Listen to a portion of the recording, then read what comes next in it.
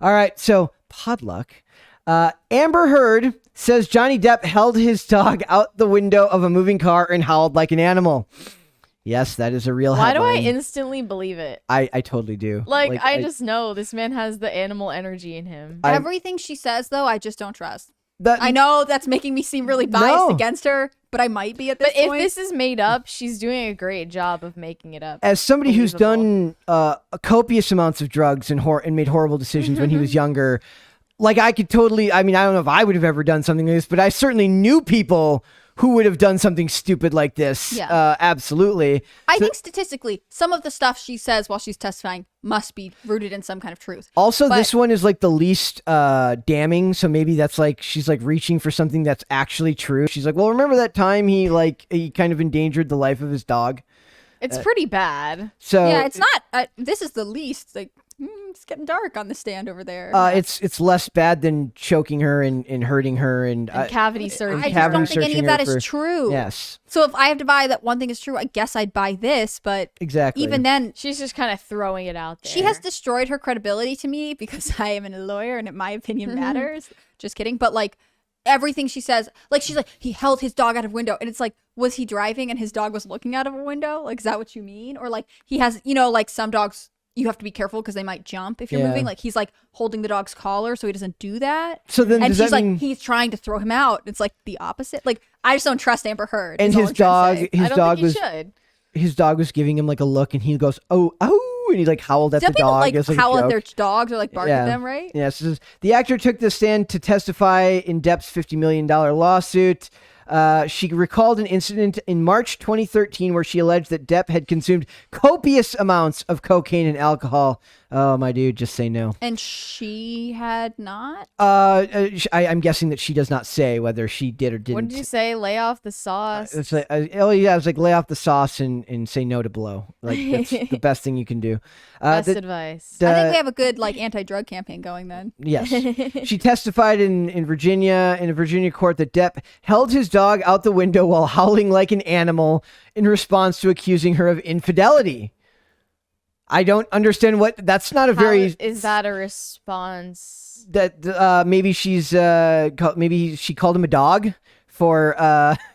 Maybe this is just getting like more and more convoluted. It's every day it's more ridiculous. It's not real, and that's why it's hard to make sense of it. Like if you made a movie about this, you'd be like, that was the most ridiculously fake thing I've ever seen in a movie ever. Who lived like that? Like nobody would actually buy that it was a real thing.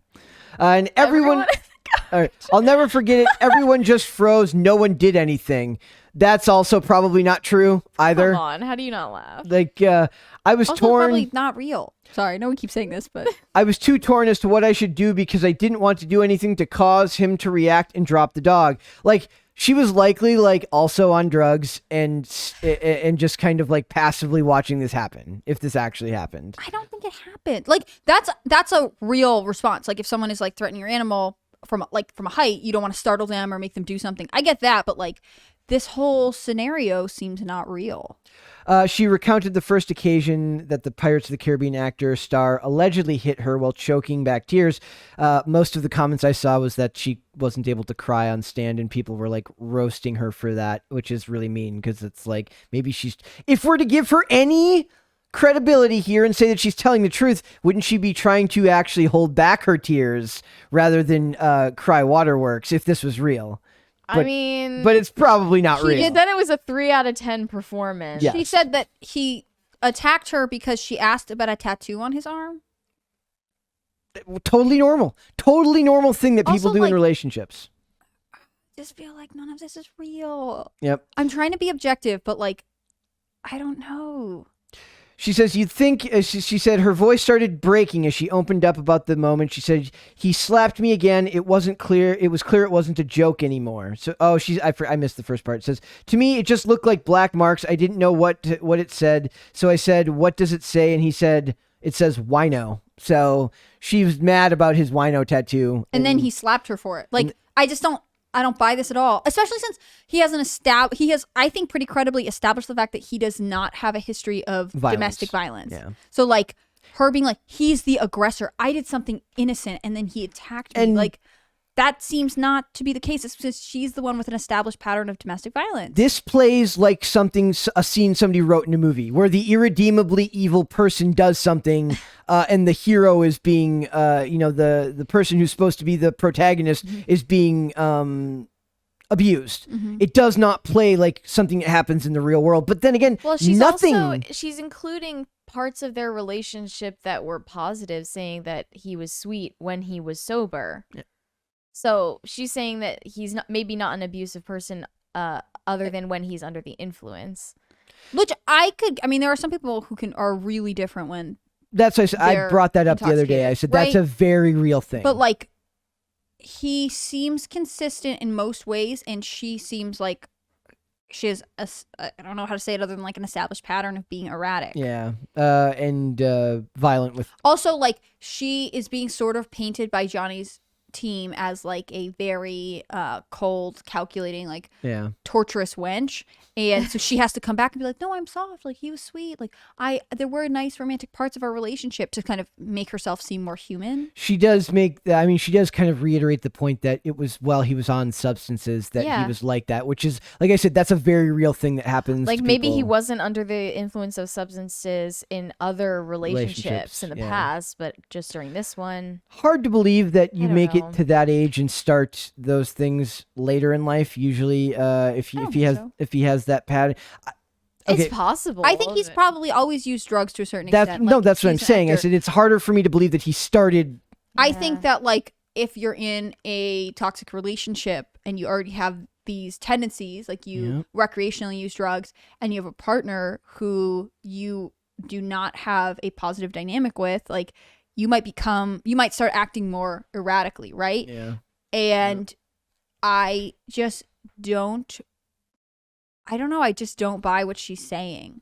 I have a hard time too. Especially since it seems like, unless on cross-examination she admitted, like, oh yeah, I was super high too. Like, it seems weird that she's like, oh yeah, like, Be it's wary. sort of like she's presenting battered women syndrome in this way that, like, doesn't fully hit, if that makes sense. That's You a think bad it's word like for a that caricature. That's what I'm saying. Be version wary of anybody who events. tells you a story Yeah. that seems to make one person the ultra evil villain and the other person the harrowing Which, survivor. like, that also He gives did credit to which we have to give, like, there is probably stuff that he did wrong in their relationship, and again, I think their marriage counselor is really the winner here, which when they was like, they were not good for each other, mutually toxic. Yep. But I don't know.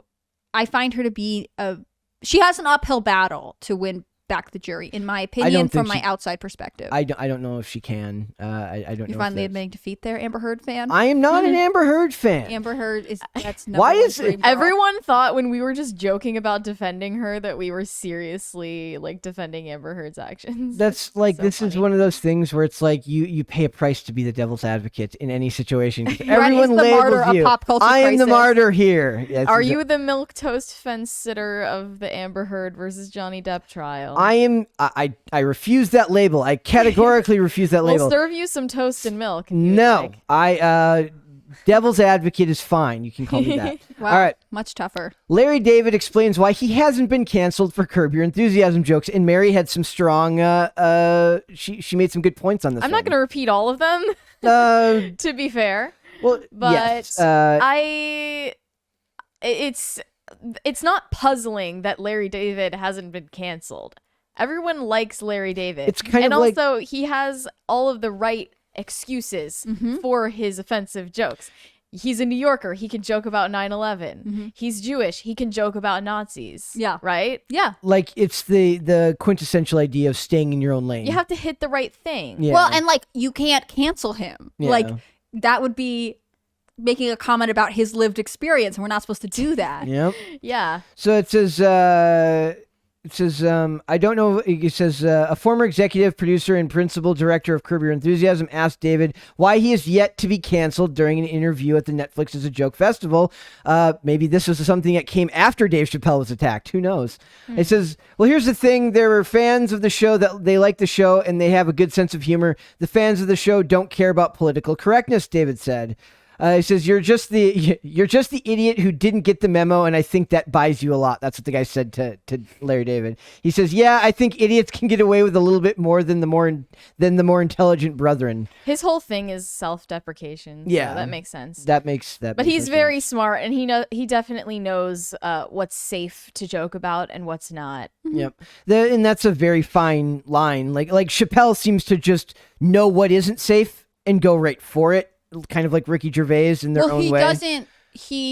It seems like he has made the choice in his career not to limit himself. Yes. And whereas, especially on a big production like Curb Your Enthusiasm, Larry David knows how to walk up to the line, but he's not going to cross it. Yeah. They mentioned mental illness. Like, anyone can just say, like, oh, I had depression. Yes. Like, you can joke about mental illness. That's not a thing.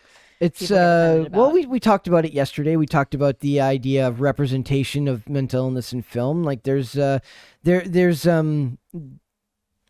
I don't know if there's steps you have to take, but it's definitely there's a way to do it tastefully. That I mean, certainly a small coalition of people will be mad no matter what you do. And you have to start wondering, like, you have to start weighing that, like, how big is this group of people that's actually criticizing me? Does it feel bigger because it's happening online and not in the real world? Like, a lot of companies will change their policies because they get 1,000 emails about something, but what they don't realize is in the grand scheme of what 1,000 people is, that's nothing compared to the amount of people buying their product. And it does seem like this reporter who was asking him was like trying to sort of trap him into saying something like, I don't want to say it's gotcha, but like, a little bit like say something punchy about cancel culture, or like, so that I can title can't this be canceled because I'm so good. Yeah. Like there's also the idea that it's a little provocative, that the South Parks of the world, the Curb Your Enthusiasms of the world, and the Always Sunny in Philadelphia's of the world are kind of grandfathered in. Yeah, that you're not because of whether it's because of the age of the creator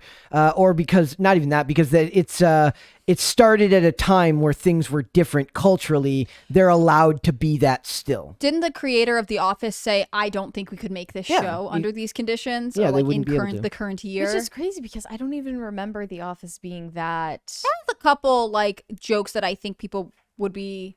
Really? Like the thing is they work. It's funny and the whole show like is well done.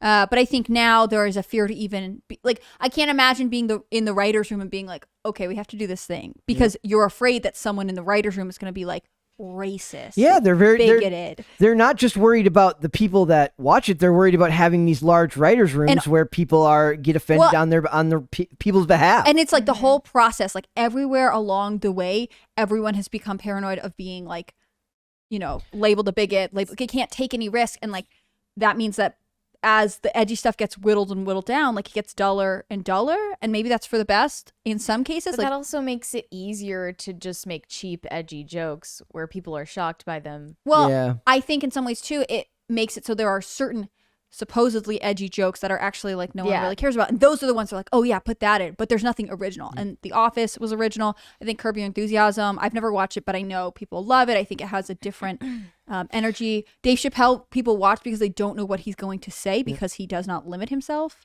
I mean, Always Sunny in Philadelphia, they're objectively awful people. Like that's the point of the show is the characters are awful. Like that's like, but then people conflate good with entertaining, and that's not the same thing. I saw that like using ironic humor has to assume that the party you are telling this joke to is not a complete idiot who doesn't get it. Yeah. But we don't have that assumption anymore because everyone is stupid. Or not even that, or that they get it, they are just still. Or our understanding of social interactions is degraded so far that we don't understand ironic humor anymore. Yeah. Yeah. No. I just don't see a point to it anymore when there's no way for people to do these writers' rooms without people having to edit themselves for fear of what's going to be said about them, because that affects their future job prospects. If they say something in a writer's room that's offensive to someone, then they have to worry about that being peddled around the industry. Yeah. So it never even makes it to screen. Yeah, I think there is like an element to art that is about taking a risk, and Hollywood doesn't make money off your risks anymore. And at one time they did, and that I think just frankly that time has died. Like it's a better financial investment to be safe and boring, and that's because we have this looming fear of like being depersoned because of what was intended as a joke. All right, I want you two to talk about Marilyn Monroe and the Met Gala and Kim Kardashian. You admittedly don't get it. I don't get it. We talked somewhat about it I didn't talk about it. You guys talked about it the other day. I don't really get it, but Brett's too busy supporting Amber Heard. Well, in talking about it, I realized that I was more opinionated about it than I thought. That happens to me a lot when we start recording. Some things I'll see a headline or read an article Brett sent me, and then as we're going, I'm like, no, wait, I'm extremely annoyed by this. Marilyn Monroe dress is given the seal of approval by so that her estate gave the seal of approval to Kim Kardashian for wearing it, but critics were outraged that she wore the dress. They were wrong for proving that because this dress is so it's just so old and fragile that it's just a stupid idea to let someone wear it out and be stepping all over it and getting their this I think this former Costume Institute conservator person was saying that you cannot wear this historic piece without damaging it. It's not a matter of if, but when you will do that. And especially because she's wearing makeup all over her body and perfume and lotions and whatever else. She's getting that all over the dress, and she was seen stepping on the hem of it. And even though she only wore it for maybe a minute, and then before changing into the replica, it did damage it. But I still think, I'm not a museum curator. I don't really care. Right. And I go back and forth on this. Generally, yeah, I think you're right. There's no way to not damage this dress. And personally, I would think this kind of dress, you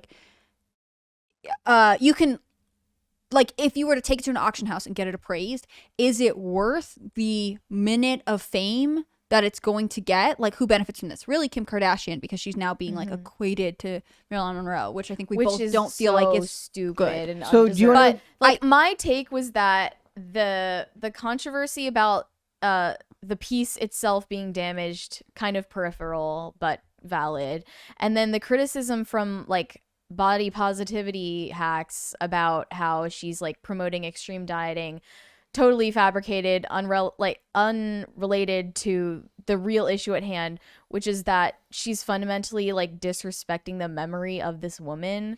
Yeah, I don't feel personally, if we could all vote, that I would want Kim Kardashian to be essentially equated as to our generation's Marilyn Monroe. I don't feel that way. And it's not even close. And I wrote Kim Kardashian's sex appeal is so digitally and surgically altered and algorithmically crafted.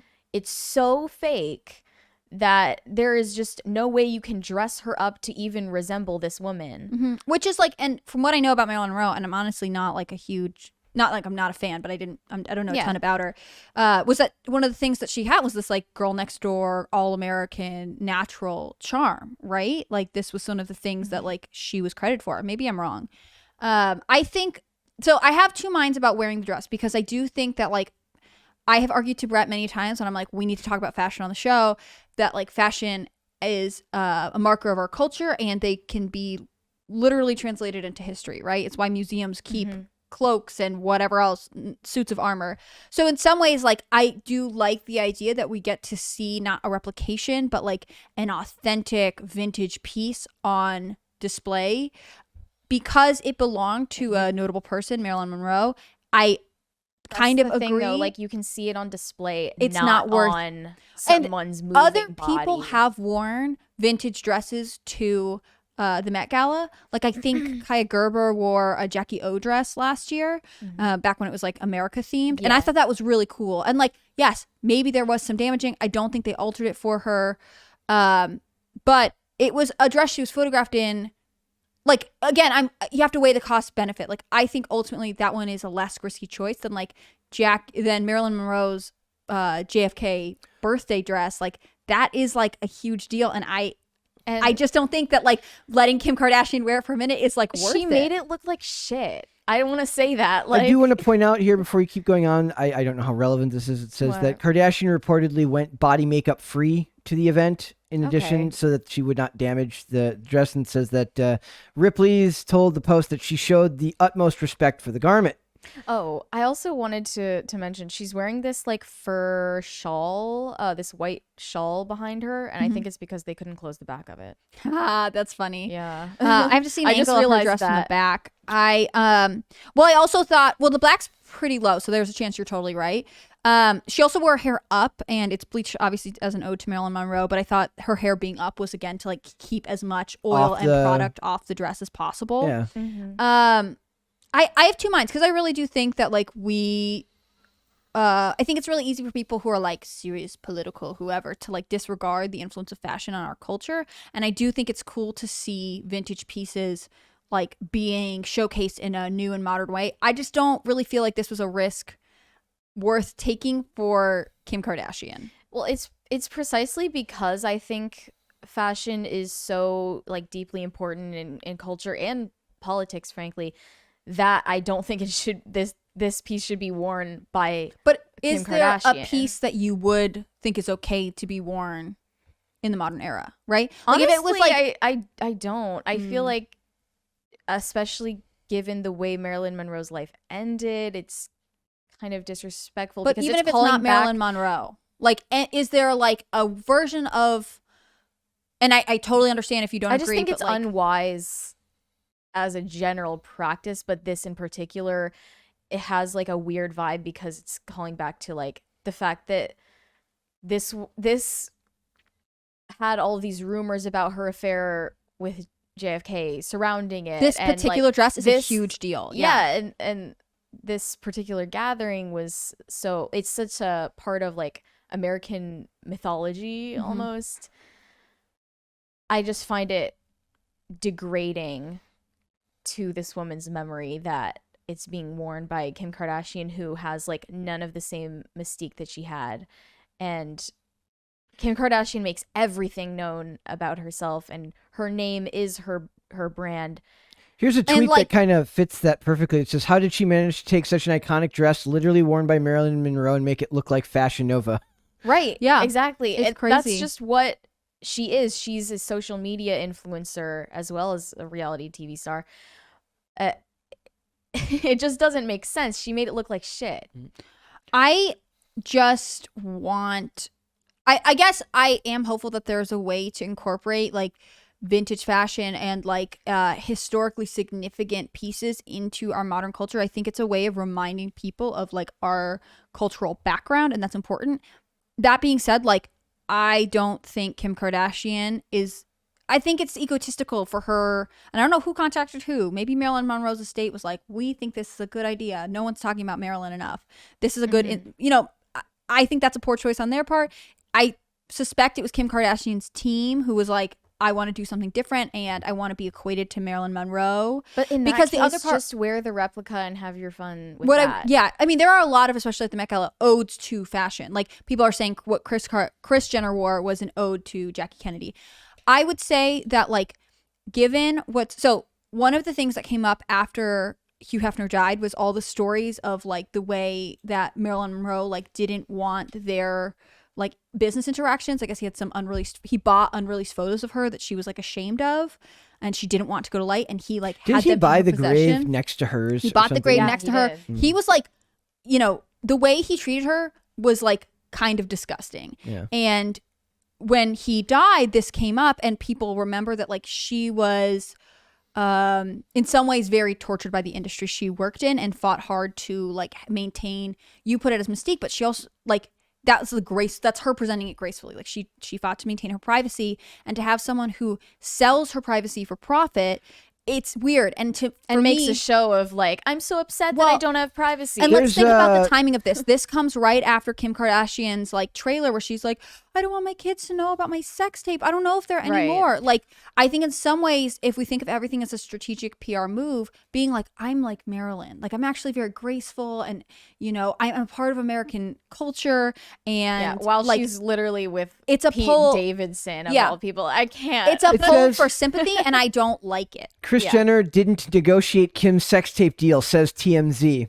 I do love the idea that this is like you said, you're talking about this classic, this woman in culture that kind of transcended American culture through mystique and an air of mystery, being Marilyn Monroe, right? And then you have this where they're literally talking about whether they marketed and sold a sex tape as a product because of the success of another person's sex tape, which just shows made a name for herself, playing off of like the fact she's in a PR crisis trying to recover from her leaked sex tape. A very that kind of shows a very large cultural shift at a very specific time in culture, meaning when Paris Hilton's tape came out in like, what was that, 2007 or something like that. Like, it's like, if we're talking about the degradation of American culture from a popular culture standpoint, and you look at somebody like Marilyn Monroe, who had this air of elegance and mystique, and then you get to 2007 and you get Paris Hilton and Kim Kardashian, and you just see how things have devolved very heavily. I also think that, like, we talked about this last time it's on, but like, there are people we would like to be involved in honoring women like Marilyn Monroe, right? And like I said, Blake Lively. Like, if Blake Lively had worn this dress, the comments about, is it worth damaging this historic piece? How do we use vintage fashion in a modern way? I think those would all still stand, but we wouldn't have this same conversation of like, this is who we're equating to Marilyn Monroe in our culture, because but Blake Lively is so much more elegant and like refined and like, I don't know, a better representation. Like, if you have a daughter or sister, who do you want her to end up like, Blake Lively or Kim Kardashian? Yep. Good point. Yeah, but Kim Kardashian has more name recognition for a reason. I mean, Blake Lively was the co-chair of this Met Gala. So if we were going to bring history in, like, that would have been a way to do it. But I really like Blake Lively's style. So that's also on me being biased. Right. I think it was presumptuous of Kim to wear this, but I think it would have been less so if Blake Lively did it. I'm just surprised that like Marilyn Monroe's estate was like, this sounds like a good idea. Right. Like she doesn't need the publicity. How much were they paid at all? Ripley pays for the dress. Ripley bought the dress for $5 million. Because like most of the stuff that people wear to the Met Gala is on loan from the designer.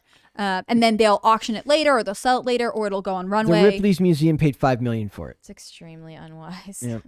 So it is a fascinating. I mean, I can't say that it hits me the same way, because fashion is being like a dude. We'll break you of that. Don't worry. I do enjoy hearing like you've got to admit that it's powerful. No, it's a fascinating like insight. It's just one that I don't have personally. I don't have insights into, but I understand the importance of it as far as how it influences American culture. Well, look, you taught me about the metaverse and DC and Marvel, and Mary and I will teach you about the nuances of fashion. Comics have, was it Marilyn Monroe was, what year was Marilyn Monroe, when was really the height of her time? The late 50s, early 60s. Late 50s, early 60s? Okay, comics have been around since the 30s or the 40s, so they kind of... But people have been wearing clothes forever. Far longer. But we're talking about a single person, a person in time. If you want to take this as far back as possible, let's just talk about cave drawings being the first comics. But that's what I'm saying, like art, all these things influence culture in their own way. Thanks for watching this clip, guys. If you want to see full episodes or follow us on social media, links are in the description below. Bye.